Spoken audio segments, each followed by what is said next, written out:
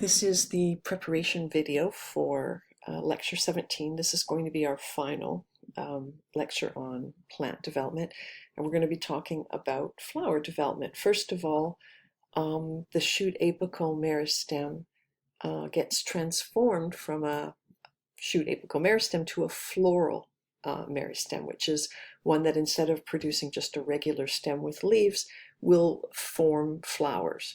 So keep in mind that that is the same structure, the same meristem, but it has been now transformed to form flowers. So many of the genes are similar to what we've seen with sort of shoots and leaves and so on. Excuse me, but we'll be looking specifically at that. What triggers and how does that change get triggered? But then we'll look at also the formation of the flower. There's a patterning issue here, or not issue, but a patterning challenge, because there are, you can't see very well, oh, these are kind of blurry, but there are 4 different whorls, which is sort of levels of the flower's structure, and these are patterned by a set of genes that are referred to as homeotic genes, because if you make mutations in them, then the flower petals or stamens or the sepals can be misspecified. So this may remind you a little bit of the homeotic genes in flies, where a segment gets misspecified. And the genes are not exactly the same, but they have some similar features in that they're transcription factors and they work in combinations to generate different cell fates and so on.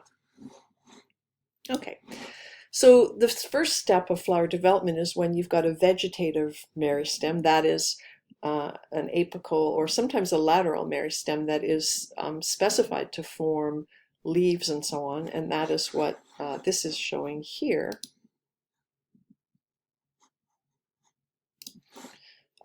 With your leaf primordia and so on, and this is the shoot meristem region. So that's the tissue that is filled with stem cells and allowing the growth and development of the shoot and the leaves. But this gets changed to a reproductive or an inflorescence meristem, which is instead of leaves, we're now producing flowers. This doesn't look very flower-like yet, but once it develops, it will be a flower bud.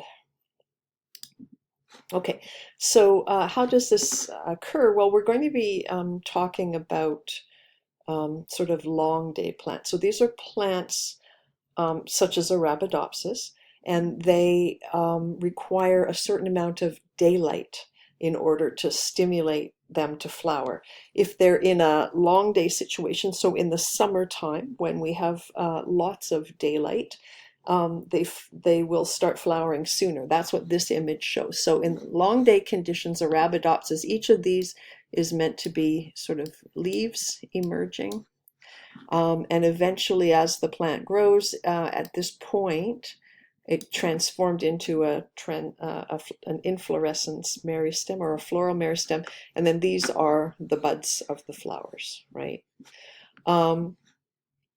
If the conditions have shorter days, it's not that they cannot flower, but that they grow vegetatively much, much longer before then they're triggered to undergo that transition. So you see a lot more leaves here. And eventually the flowers do form, but there's been much more growth. And this is almost like a time course, because the first few leaves are developed right at the seedling stage, and then over time, the new leaves are developed. And it turns out that constans is the protein that is the main trigger. Okay. And so what happens is that during daylight, constans messenger RNA is produced, and then it's translated. And then during the darkness, that protein is degraded. So you never reach a certain amount of it. Whereas when it's produced during the daylight, and the nights are shorter, During a short night, you don't have enough time to degrade all of the protein because it's a, a shorter period of time, and therefore we see accumulation of the constans protein. So if we're in a short day situation, we can get an accumulation of the protein, but it takes a really long time for that protein to build up to a large enough amount to then trigger flowering, whereas under normal summer conditions for, Arabidopsis and various other types of plants, when we're in this long day period, then it's easier to accumulate the amount of constans protein that is sufficient to trigger the flowering. So it happens earlier in time. Okay, and then just to look at the control of flowering time. So constans is a transcription factor, and one of the genes that it transcribes is called floral locus T, and that produces RNA, and it gets translated. And it's produced in leaves because, leaves are kind of responding to the presence of the light. And then the protein, though, is transported through the phloem, which is a conductive tissue, up to the apex, the apical meristem. And at that position, then FT combines with floral locus D. These are a pair of transcription factors that form a complex, and then in combination, and in combination with a protein called leafy as well, these begin to transcribe genes that are needed for the formation and patterning of flowers. Okay, so the genes you need to know are constans, FT, FD, and leafy, and I'll talk a little bit more about leafy. We'll talk about apetalate-1 when we start talking about leaf patterning in a minute. So there is this multi-step process, and it involves producing a protein in one part of the plant and then moving it to where it's needed to another part of the plant to actually cause the change that changes this regular meristem into a floral meristem, one that's going to produce flowers.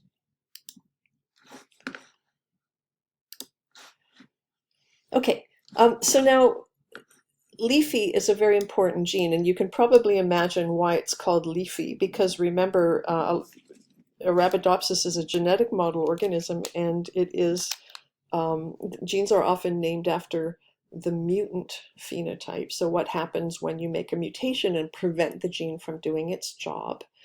And so this is what a wild type Arabidopsis looks like at a certain stage. They're actually, the name of it is Thale cress. I don't know if I've ever mentioned it through all the talk of plant development, but it's a weed. You can probably see it growing wild out, on the sides of roads and things, and it's a very hardy, tough plant.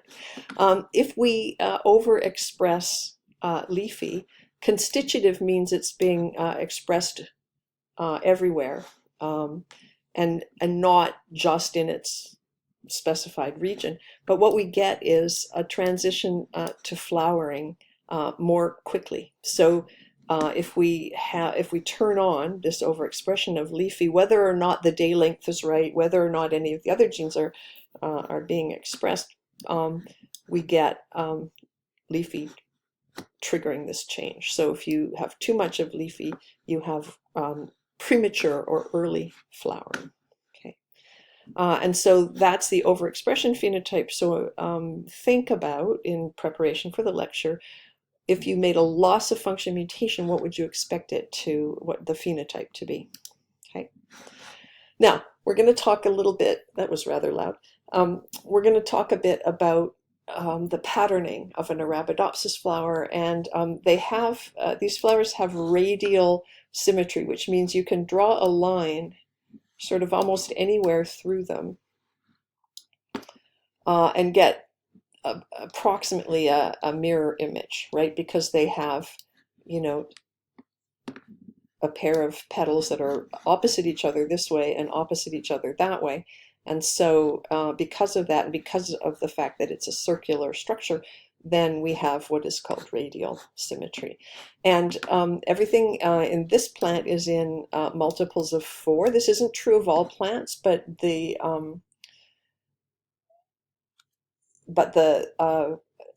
the actual details of that are different in different kinds of plants, but the basic setting of sepals and petals and so on, that part is the same for all flowers. So what we're going to learn here is not just specific to Arabidopsis, but is true of all flowers, but some flowers have additional patterning elements and things that go on. We'll talk a little bit about one of them right towards the very end.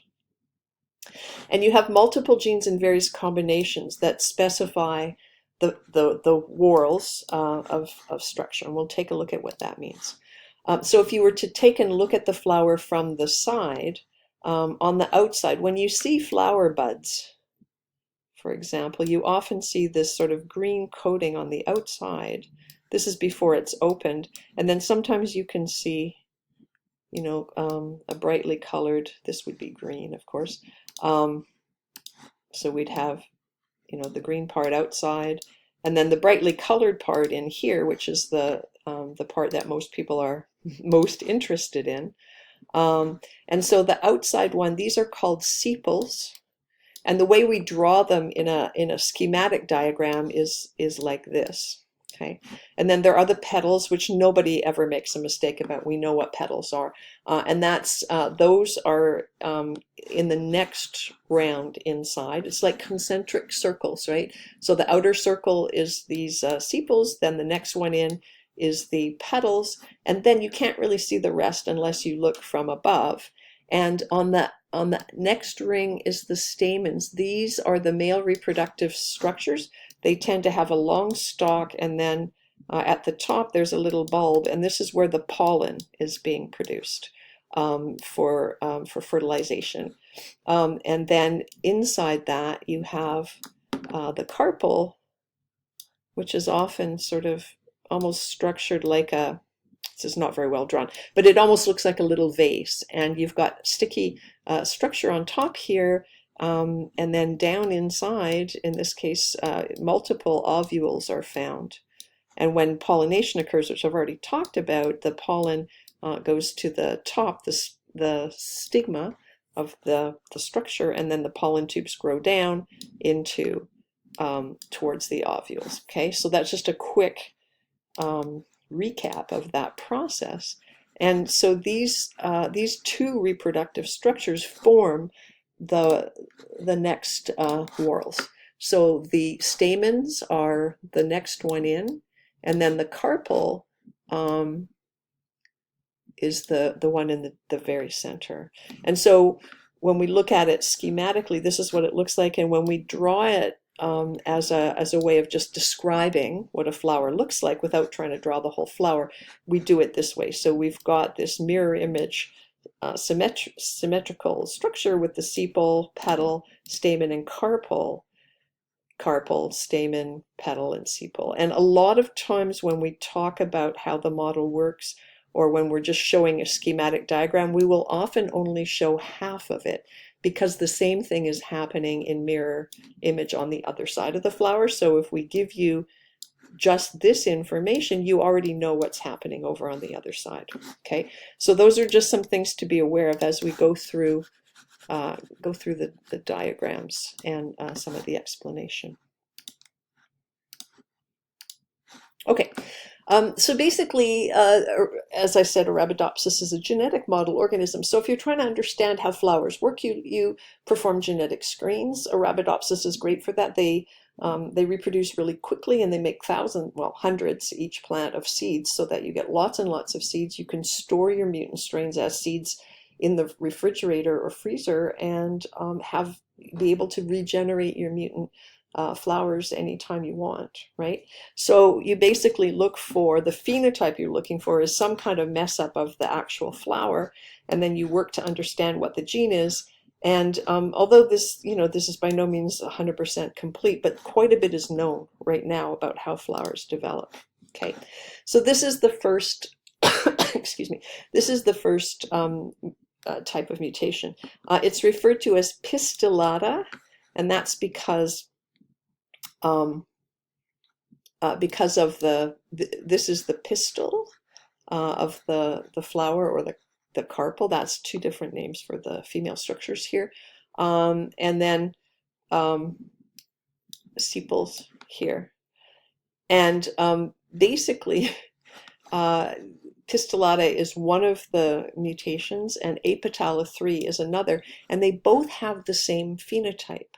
And that phenotype is that what we have is, instead of sepals and then petals and then stamens and then carpel, you actually have sepals and then sepals again, and then you can't see it very well, but there's carpel and then carpel. So you basically only have two of the structures, right? So for whorls 2 and 3, they are not specified correctly. So whatever the genes are that are responsible for these, they are responsible for petal and stamen development, right? And this is just this shows you on the meristem itself the approximate location if this is your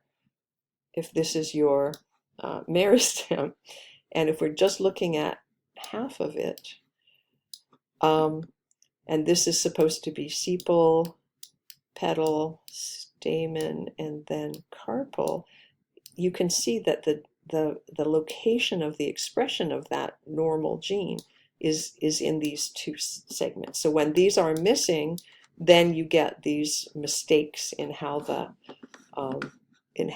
flower develops. And of course, it's the same on both sides, right? So whorls 4, 3, 2, 1. So 2 and 3 are the ones that are affected. Or did I do it backwards? Yes, I did. I did it backwards. Sorry, 1, 2, 3. It's still 2 and 3, but it's, yeah, like that. And then 4, 3, 2, 1. That's the numbering, the correct numbering for that. And then here's another one, apetala 2. This one is also, apetala means no petals, so it's also missing petals, but actually the mutated flower looks different because it has carpel-like structure on the outside, and then it has stamen-like structure where there's supposed to be petals, and then you have your normal stamen and your normal carpel. So the two outer whorls, 1 and 2, are the ones affected. Notice that they're always right beside each other. This is part of the model. And we have this mirror image of carpels and stamens, 2 sets of stamens, and then carpels again. So I know it's really hard to see. You'd have to look at other features to really understand what this mutant phenotype means. But you can see how weird the thing looks, and you can see that there's no petals, and the sepals don't look right. They don't look normal. They should look like this, and there's certain places where there's bristles and so on. There's a certain shape, and this has been transformed to this, and the petals have been transformed to stamens. And then there's agamis. Now, agamis are actually really pretty, and when you see, if you're interested in houseplants or gardening or anything like that, there are a lot of flowers that are called double flowers. Sometimes, and these are bushier flowers than usual. And what's happened in this case is that the reproductive structures are missing. That's why it's called agamis. That means no gametes. It's not able to reproduce. It's a sterile flower because you can't make pollen or ovules. But what happens is that the sepals and petals are normal, and then instead of stamens, you've got more petals, and then inside the middle, you've got more stamens, sepals. And so you have, again, this mirror image. We have two adjacent, beside each other whorls that are affected, and they are misspecified. And it creates this sort of mirror image phenotype. And the A gamma expression, not surprisingly, is found if we look at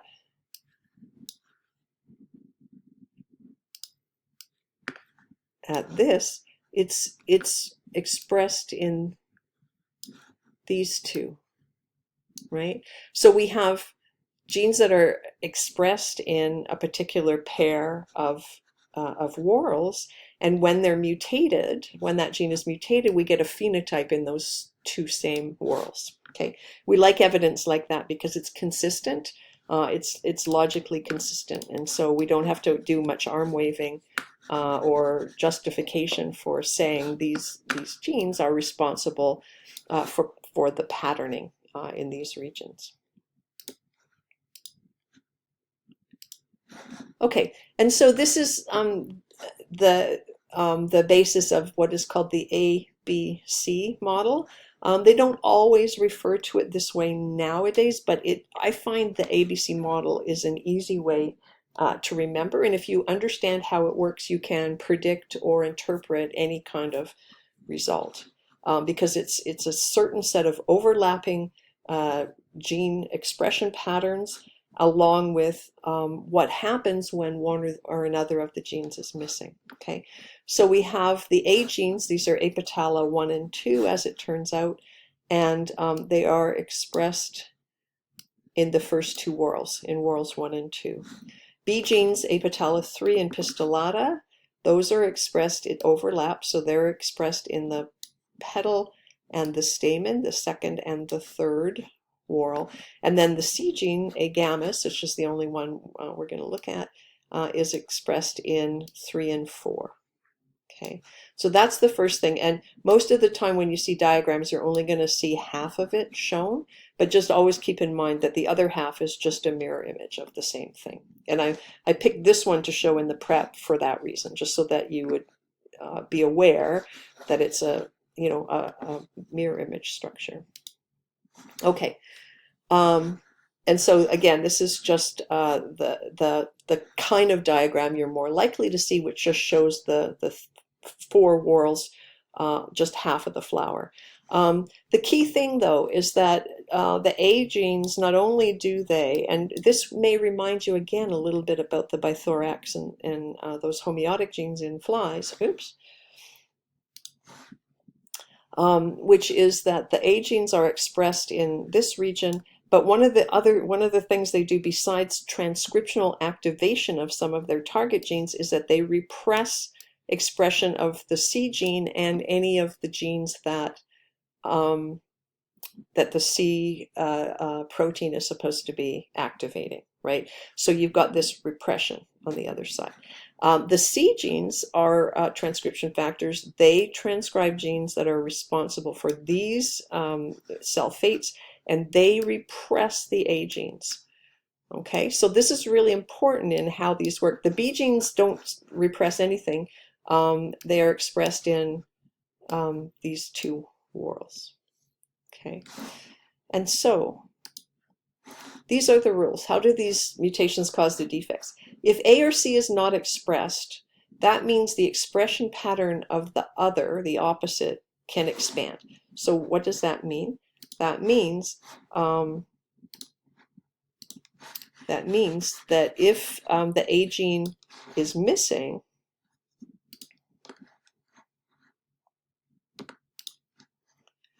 then the C gene extends across and is expressed in the whole region.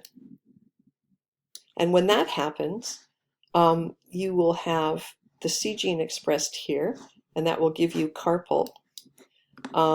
You'll have the C and the B gene here, that will give you stamen, and then you'll have the normal expression, stamen and carpal here. So this will create one of these apetala type mutation. There's no petals in this at all, right? Okay, and so this creates this different overlap of gene expressions. And so when you've got the wrong overlaps, with B and C, or B or A or C alone, you're going to get the wrong identity. But if the B class is missing, nothing moves. So let's just go back. If B is missing, nothing moves, but now what we have is just the A gene by itself here, so that makes sepal and sepal, and the C gene by itself here, which makes carpal and carpal. And so that gives you the phenotypes that we've been looking at. And you can, for practice, just run through this and make sure, like what you would expect to see in a mutation of the A gene, of the B gene, or the C gene. Okay.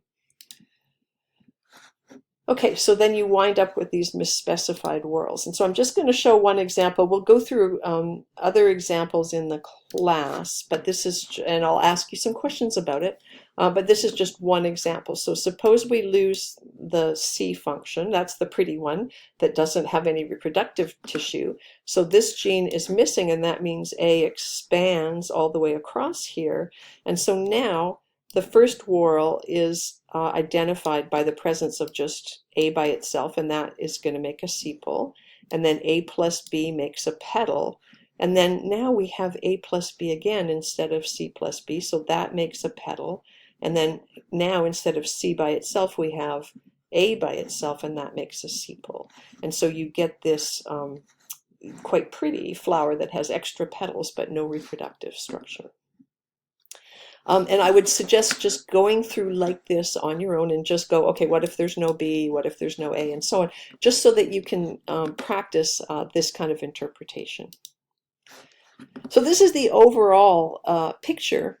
And so the ABC part is this part here. And this shows you sort of a slice through the circular structure, the three-dimensional structure of the floral meristem. So leafy is required, first of all, to specify that floral meristem, and then it interacts with, remember, FT and FD together to turn on sets of genes that are needed for floral development. One of them is apetala1 here, right? But there's also Wuschel. Remember Wuschel from helping to maintain the stem cell identity in a shoot apical meristem, just a regular meristem. But one of its other jobs, a lot of these genes do different things, and it seems to contribute towards turning on the agamus gene, which is responsible for the production of the reproductive structures in the center part of the flower. And there's a gene called UFO, which doesn't mean what you think it means. It means unusual floral organs, not a very imaginative title. And that gene is expressed in a ring only in part of, so only here and here. So this is the two center whorls, 2 and 3, to turn on apetala3 and pistillata. Okay, so that's some of the upstream stuff. And then here's our ABC model genes, and it turns out that there are genes called sepalata.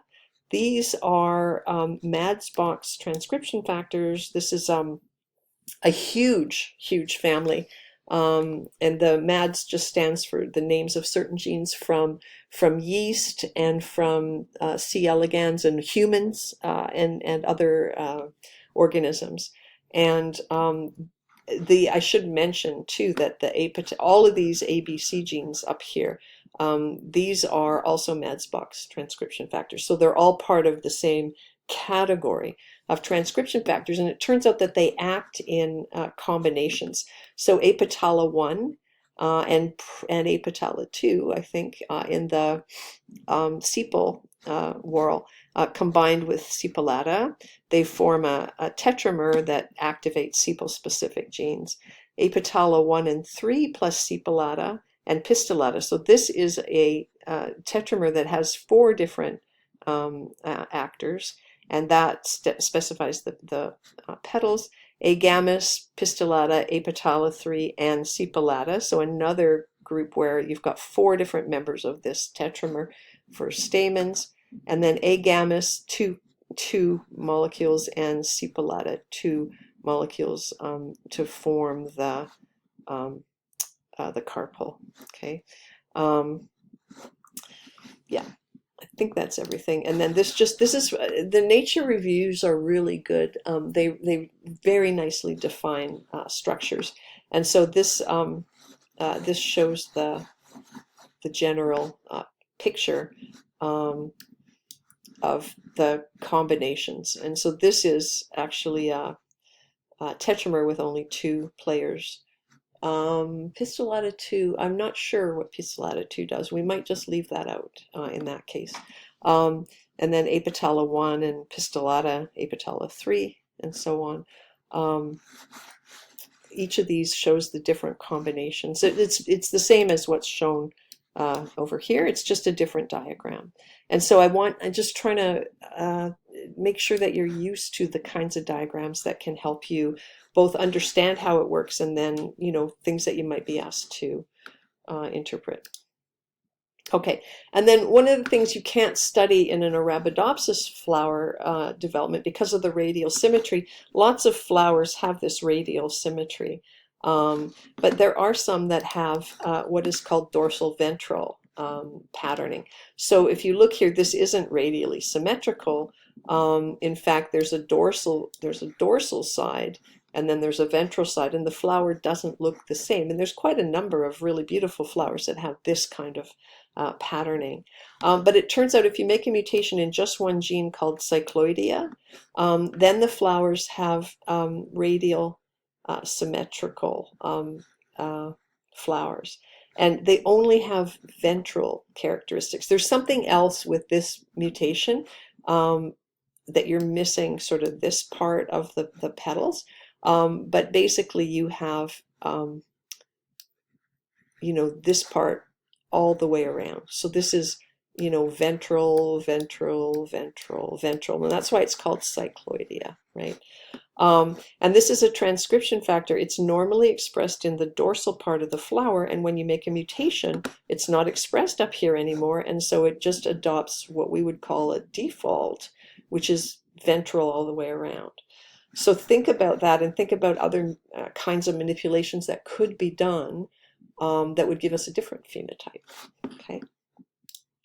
And then that's it for plants. There's so much more, and plants are really cool, but again, we have to keep everything at the introductory level and have enough time for all the really interesting vertebrate stuff. So we're going to start chapter 3 next, and we're going to start looking at the frog and possibly the zebrafish too. And I hope you will enjoy that.